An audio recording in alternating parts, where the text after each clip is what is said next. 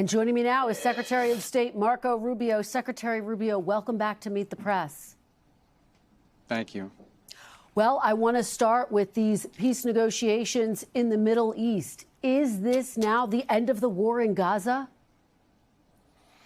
Well, not yet. There's some work remains to be done, and I would view it in two phases in terms of understanding how to break this out. The first piece of it, which was very clear from the letter and Hamas's response, is they have agreed to the president's hostage release framework. And what needs to happen now, and they acknowledge in the letter in their response, is there now needs to be meetings, which are occurring even as I speak to you now, and hopefully will be finalized very quickly on the logistics of that. What that means is, who goes in to get them? Is it Red Cross? When do they show up, et cetera?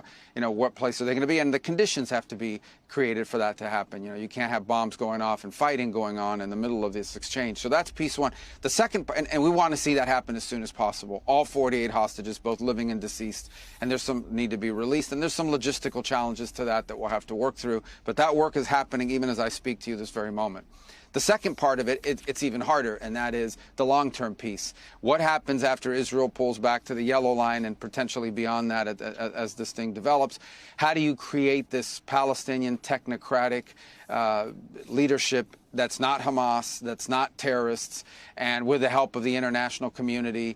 How do you disarm any sort of terrorist groups that are going to be building tunnels and conducting attacks against Israel? How do you get them to demobilize? All that work, that's going to be hard, but that's critical, because without that, you're not going to have lasting peace. You may get the hostages back, you may get a cessation of hostilities, but in the long term, it's going to happen all over again. So both are going on at the same time, but priority number one, the one that we think we can achieve something very quickly on, hopefully, is the release of all of the hostages in exchange for Israel moving back to that yellow line, which is basically where they stood at the middle part of last month, of August. And that's the one we're focused on. Even as I speak to you now, there are people meeting on that. I want to drill down on the timing of the hostages in just a moment. But first, just big picture. President Trump seems to be taking Hamas's response as a yes to his peace proposal. As you've indicated, though, there's a lot that still needs to be worked out. Hamas didn't mention laying down its arms, for example.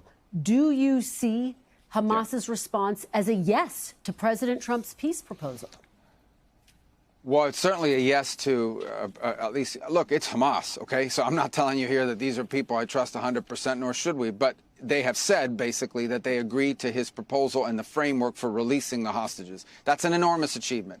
They've also agreed, in principle and generalities, to enter into this idea about what's going to happen afterwards, the Palestinian technocrats, et cetera. There's a lot of details that are going to have to be worked out there. But look, this is a plan that the president put forward. But let's remember, it has the strong support of the UAE, of Qatar, of Egypt, of Saudi Arabia, the Turks, Indonesia, all these others. So there's a lot of international pressure on Hamas to make this happen, and we're going to need them and the European Union, and countries from around the world to also participate in making this thing work. So that second phase, the phase you're discussing, the disarmament, demobilization, that's not going to be easy. That's going to be hard, but it is really important, because without demobilization, you're not going to have a lasting peace. A lot of work has to happen there, and we acknowledge that, and we want it to work out, and we're going to do everything we can to make it work. Prime Minister Netanyahu has indicated he expects the hostages to be released as soon as this week. Is that your expectation, that the hostages will be released this coming week, Mr. Secretary? I mean, I would like the hostages to have been released yesterday. Now, we need to work through the logistics of how that's going to happen. I mean, and again, that sounds simplistic, but it's not just about, you got to make sure that there's no fighting going on. You have to make sure the Red Cross can get there, what time they're going to be there, where they're going to be. All of that has to be worked through, and that's not easy in the middle of an active war zone. That has to be de-escalated, and that's exactly what they're meeting about right now. I mean, that's what the talks are about. That's what the high-level talks are going to be in Cairo tomorrow. Mr. Secretary, they could be released this week? Our expectation, yeah. We want it to be as soon as possible. There's no doubt about it. We want it as soon as possible. It needs to happen as quickly as possible. And we will know very quickly whether Hamas is serious or not by how these technical talks go in terms of the logistics. But absolutely, we want these hostages, all of them, living and deceased, released as soon as possible. Let me ask you about Israel's role in this. Israel has not agreed to fully withdraw from Gaza. What is the time frame by which the United States wants to see that happen? Are we talking weeks, months, years?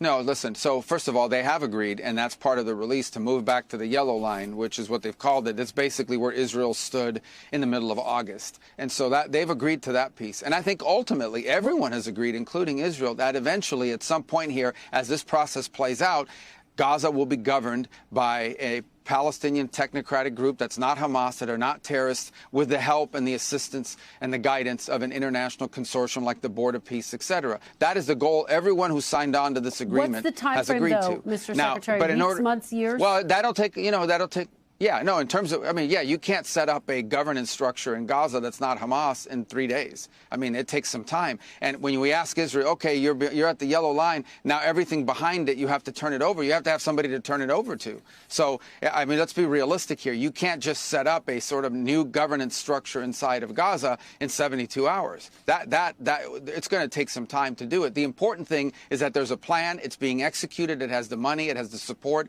it has the expertise, and that it's moving forward, and everyone has agreed to the parameters of it. But that is ultimately the goal here, that everyone who signed on to President Trump's deal has agreed to. Mr. Secretary, I want to read point 19 of the president's peace plan. I'll put it up so folks can see it. It says, quote, while Gaza redevelopment advances and when the Palestinian Authority reform program is faithfully carried out, the conditions may finally be in place for a credible pathway to Palestinian self-determination and statehood, which we recognize as the aspiration of the Palestinian people. Does the Trump administration now support Palestinian statehood, Mr. Secretary?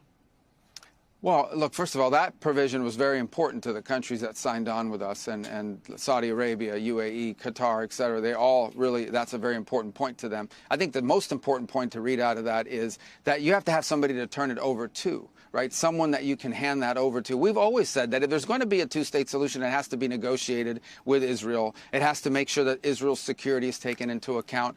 And so I would argue that I wouldn't say this is a new policy position. What I would say is, you want to be able to have in Gaza a place. Israel has no interest in governing Gaza. They want to turn it over to somebody, some organization that will govern it, that will not build tunnels and sponsor terrorism and come across the line and kidnap, rape, and murder Israelis. That's who they want to turn it over to. And right now that doesn't exist. That has to be built. But, Mr. Secretary, in terms of where the administration stands, yes or no, does the Trump administration support That's not a yes or no question. Statehood? That's a process. No, but that's not a yes or no question. That's a process. Ultimately, at the end of the day, we've always said this has been the consistent position of this administration, of myself, and of a lot of people that have watched this for a very long time. In order for that aspiration to even be credible, it has to be realistic. We can't have a Palestinian state that's governed by Hamas or by some terrorist organization whose stated purpose for existence is the destruction of the Jewish state. That would never work. Until Gaza is governed by people that are not interested in destroying Israel, until there are no security threats emanating against Israel from Gaza, forget about statehood. You're not going to have peace. So we have to create the conditions for that. That's going to take a while, and that's going to be part of what these negotiations are about in the days to come. But right now, the priority, number one, is to get the hostages released. If we can't even get an agreement on the hostages being released, you ain't going to have long-term peace here. So let's get that piece done. It's the most important, and then we can move to phase two, and it'll give momentum to the rest of the effort. But this is not going to be easy. No one said this is going to be easy. We are dealing with something that's been going on for a very long time. All right. Secretary of State Marco Rubio, thank you very much for your time this morning. We really appreciate it. We thank you for watching. And remember, stay updated on breaking news and top stories on the NBC News app or watch live on our YouTube channel.